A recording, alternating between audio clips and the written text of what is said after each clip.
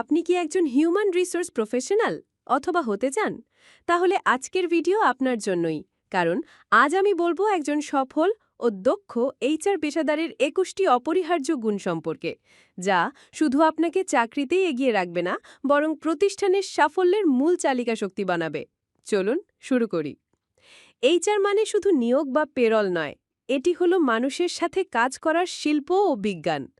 আপনার প্রতিটি সিদ্ধান্ত, প্রতিটি যোগাযোগ প্রতিষ্ঠানের সংস্কৃতি ও কর্মীদের মনোবলকে প্রভাবিত করে। তাই এই ২১টি গুণ আপনার ভেতরে থাকলে আপনি শুধু এইচআর পেশাদার নন, বরং একজন গেম চেঞ্জার। তাহলে সেই ২১টি গুণ কি জানার আগে আপনি যদি এই চ্যানেলটি সাবস্ক্রাইব করে না থাকেন, তবে এখনই সাবস্ক্রাইব করে বেল বাটন চেপে দিন। একজন সফল ও দক্ষ এইচআর পেশাদারের ২১টি অপরিহার্য গুণ হল: ১. ফরওয়ার্ড থিঙ্কিং, ভবিষ্যতের জন্য প্রস্তুতি নেওয়া, আগাম পরিকল্পনা করা। ২. ইনোভেটিভ, সমস্যার সমাধানে নতুন পদ্ধতি বের করা। ৩. অ্যাপ্রোচেবল, কর্মীরা যেন আপনার কাছে সহজে আসতে পারে। ৪. সেলফ ডিসিপ্লিনড, নিজের সময় ও কাজ নিয়ন্ত্রণে রাখা। ৫. ডেলিগেটর, সঠিক কাজ সঠিক মানুষের হাতে দেওয়া। ৬. বিজনেস অ্যাকিউমেন, ব্যবসার লক্ষ্য ও আর্থিক দিক বোঝা। ৭. লিডারশিপ, অনুপ্রেরণা দিয়ে টিমকে এগিয়ে নেওয়া। ৮.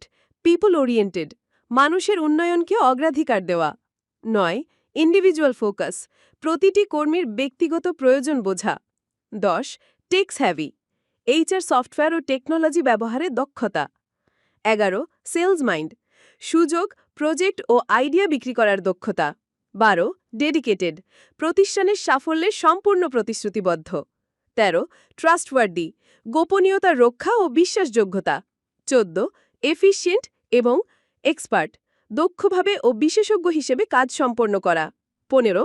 গ্রেট লিসনার্স, মন দিয়ে শোনা, বুঝে সমাধান দেওয়া। ১৬. কমিউনিকেটার্স, পরিষ্কারভাবে বার্তা পৌঁছানো।